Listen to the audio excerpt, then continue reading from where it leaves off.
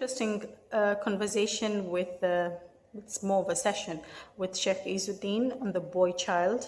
For those of you who don't know, Sheikh Izzuddin is an Islamic scholar in East Africa, and he's quite a household name in the coast of Mombasa. Or rather, I think Lamu, everywhere else, like people really know him. And what we were discussing was that we've forgotten to nurture the boy child. We've concentrated so much on the girl and we've forgotten the boy. I know I might have quite a backlash for saying this, but I've heard young girls, and if I say young girls, I mean girls in their 20s, saying that there are no men to marry in Mombasa, and there are no coastal men are not like husband material.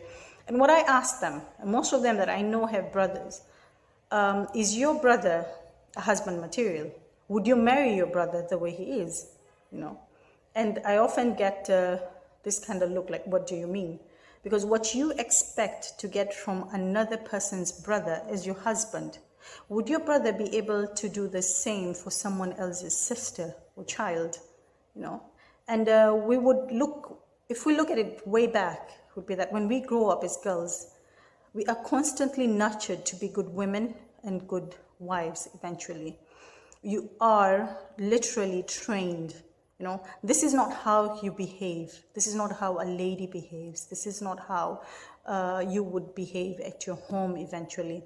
And you're told, if I say it in Kiswahili, hivi ndivyo utakavyokuwa ukienda kwa mume wako. You're taught even hygiene. You're told you're taught how to cook. You're taught behavior, etiquette. You're even taught, you know, financially how you'd manage your finances at home and how you would manage your children. But who is doing that for the boy child? We expect to automatically get husbands who become our partners, help us in the house, help us, you know, with our children, you know, help us socially, help us psychologically. Yet they have not nurtured to be able to do all that. I mean, who has grown up with a brother in the house that gets told, you know, go wash the dishes. Tomorrow you have to help your wife in washing the dishes.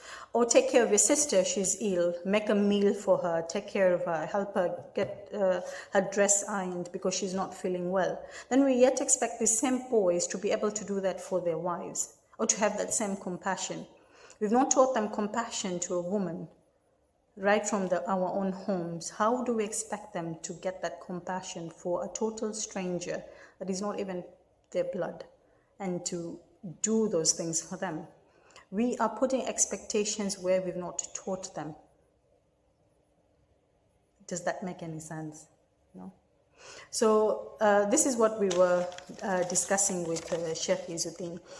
And we also touched on the role model. Everybody has a mentor now, and the difference is that we all have mentors for careers. Who has a behavior mentor? We can all be graduates, we can all have these jobs, but if we do not know how to associate with people, how do we handle those lives? So partly what we said about men as well is that in the olden days, boys would have mentors, male mentors, and they would not just teach them trade or teach them how to get money, but they would also be taught behavior towards their elders, their in-laws, behavior towards their wives, behavior towards their children as well. We've turned into, yet again, we have just two people brought in together to get married. No one is doing any mentorship before they get married. There is no psychological discussion of it, like why do you want to get married, why do you want this person, what do you expect from them, and there isn't that preparation to marriage. It's considered the seriousness and the weight of marriage has really been watered down. We've seen a lot of instances of divorce of young couples, and it is all because marriage has been watered down. We have not valued marriage, the importance of it. And we have a lot of dysfunctional and a lot of families that have broken up. Because for one, there was no that counseling of the couples before they got married. And I'm talking independent, unbiased people doing that. Not your friends, not your aunties or whoever. It can be your auntie, but then it has to be an unbiased person. And then on top of that, after they get married, when they have a problem, you do not know who to go to. So you mostly get advice from your friends, or you get your advice from parents or aunties or whoever, people who are not, again, I would use the word, you need very non-judgmental people to do this. People who will not favor you, people who will not favor the other person, people who are just there for the benefit of ensuring this marriage works. We've had so many marriages that break, and maybe they could have worked out. I've been married, divorced, married again. And I remember telling my husband, my current husband, and I remember telling him that maybe if we would have gotten the counseling needed and the intervention needed between me and my ex, maybe we would not have gotten separated. You know, after that marriage and into this, do I realize the importance of it? Because now if I have a problem with my husband, I have an independent person that we can go to and discuss our issues. And then I get told, maybe, Nusrat, no, this is too much. You're the problem. Or he gets told he's the problem, and we get, oh, no one is the problem, and we're just creating it, you know, and we can easily solve it. So most people lack that independent intervention when they have problems. And I'm going to talk about feminism, which is something else we brought up as well. We've had uprise of feminism at the coast. And we tend to rather confuse it with religious obligations. We've been given our rights, and our rights are actually perfect religious-wise.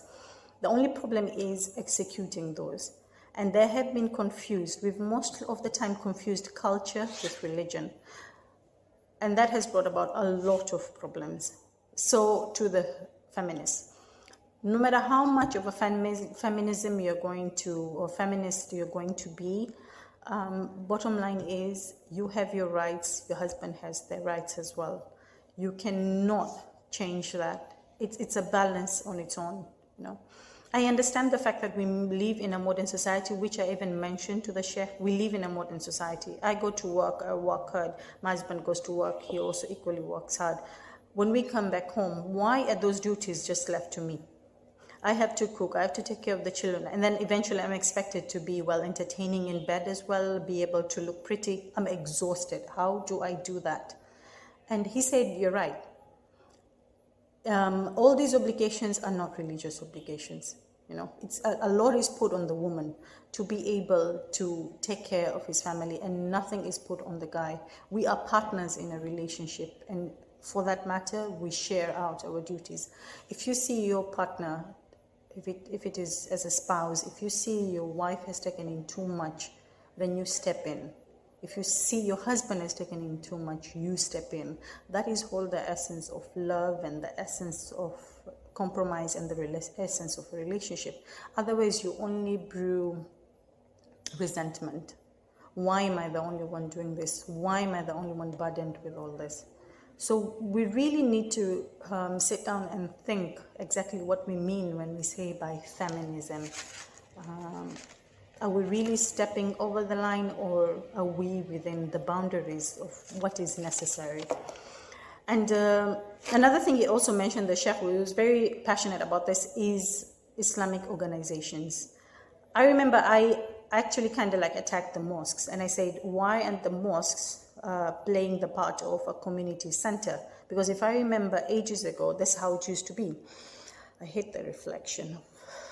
Anyway, the mosque used to be the center where everybody meets.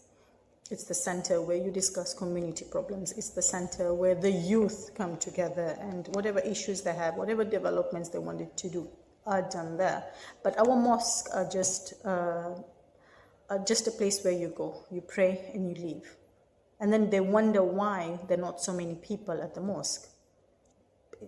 It's just reduced to just a place for just one thing, prayer. And essentially, it's a place that brings the community together. And I said, we need to do a lot. And he said, there's so many Islamic organizations. They only come about to fight when very trivial and silly things like sighting of the moon is when you see all these organizations. But why can't we have these organizations there to handle such issues? There's a lot of divorce rates. Why can't we call conventions and discuss this and talk to the community? What are your problems? What are you going through? Okay, this is how we can solve them. You know, why can't we call conventions of the youth as well? Have mental health. Islamic is about mental health as well. Why can't we call these and have these discussions as well? So I think as a society, as much as we think we are going forward, we have a lot of skeletons in our closets that are pulling us down, and we need to look into this a lot. I hope it has been insightful, and the session I'm having with the Sheikh will be out soon, and I will post that as well. Thank you guys. Take care.